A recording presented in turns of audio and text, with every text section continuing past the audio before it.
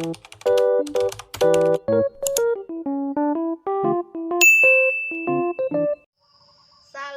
salam kemenangan. Saya Dewi Abraham menyapa saudara sekalian.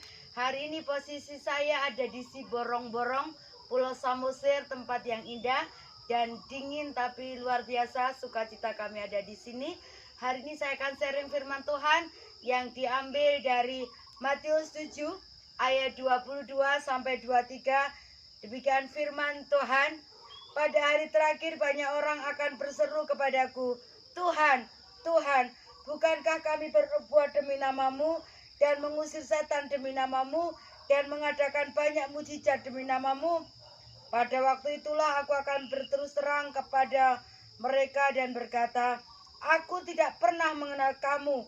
Enyahlah daripadaku, kamu sekalian pembuat kejahatan. Judul firman Tuhan hari ini adalah ditolak oleh Tuhan. Mungkin saudara bingung dan sempat berpikir, Bu Dewi, apakah ini salah judul? Bukankah yang kita tahu Tuhan selalu menerima kita yang datang kepadanya?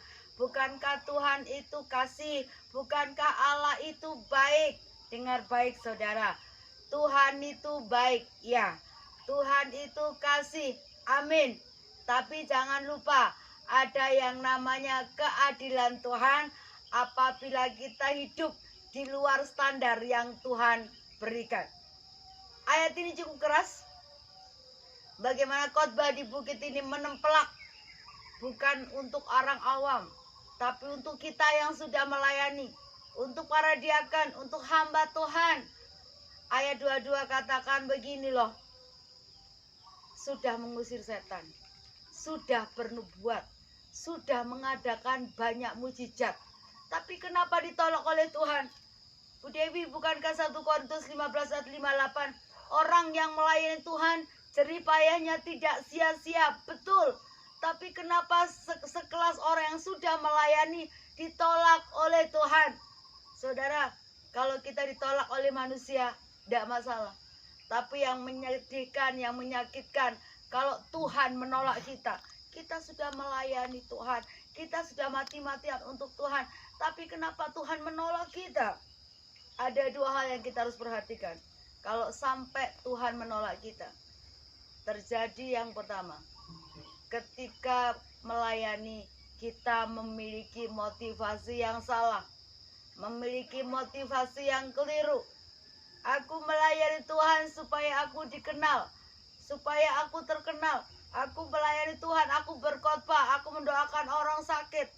Aku banyak dipakai untuk mengadakan mujizat supaya orang pandang aku hebat. Ketika motivasi hati kita sudah tidak benar, ini menyakiti hati Tuhan dan mencuri kemuliaan nama Tuhan. Harusnya ketika kita melayani, yang kita tinggikan Tuhan, yang kita agungkan kuasa firman. Roma 11 ayat 36 katakan begini, sebab segala sesuatu dari Dia, oleh Dia, dan untuk Dia. Harusnya kemuliaan itu hanya buat Tuhan, buat diri kita sendiri. Saudara, media sosial turut berperan juga. Kadang-kadang untuk menunjukkan siapa kita, hebatnya kita. Pelayanan di mana kita posting. Kadang-kadang sudah merasa hebat kalau kita bisa melayani di tempat-tempat yang besar, tempat-tempat yang terkenal. Kita posting, hari ini aku ada di sini, hari ini aku ada di sini. Kalau yang posting, yang mengundang kita, tidak masalah. Tapi kalau kita sengaja mempromosikan diri sendiri, itu yang salah. Hati-hati, ketika motivasi kita tidak keliru, yang kita hadapi adalah hukum firman Tuhan. Terus yang kedua, mengapa Tuhan sampai menolak kita? Kalau dalam hidup ini, kita hanya pintar berteori, tidak bisa praktek. Hafal ayat firman Tuhan, khotbahnya luar biasa, tapi hanya berhenti di teori, tidak praktek. Salah satu contoh misal saya khotbah tentang murah hati, tapi saya pelit. Ketika lihat orang susah, saya tutup mata, saya nggak mau bantu, tapi saya berkhotbah berapi-api. Kita harus membantu orang yang susah. Salah satu contoh, saya khotbah tentang apa? Tentang kejujuran. Tapi saya suka bohong, saya nggak jujur, saya terima suap. Itu berarti saya seperti ahli Taurat yang modern, orang-orang Farisi modern yang hanya bisa berteori. Yang Tuhan kehendaki dalam hidup kita, teori dan praktek berjalan bersama-sama. Yakobus 1 ayat 22 katakan begini, yang Tuhan kehendaki kita jadi pelaku firman, bukan hanya pendengar. Kalau kita menjadi pendengar, kita seperti orang-orang yang hanya pinter memberikan nasihat, tapi kita tidak melakukan apa yang kita nasihatkan. Yang dibenci Tuhan cuma dua hal dalam hidup ini. Yang pertama kesombongan, yang kedua kemunafikan. Kita ada di barisan orang-orang yang munafik. Kalau kita hanya pintar berkhotbah, pintar berteori, tanpa bisa menjadi pelaku firman Tuhan. Nasihat saya, buat saya sendiri juga, buat saudara sekalian, hari ini perhatikan bagaimana pelayanan kita, bagaimana sikap hidup kita.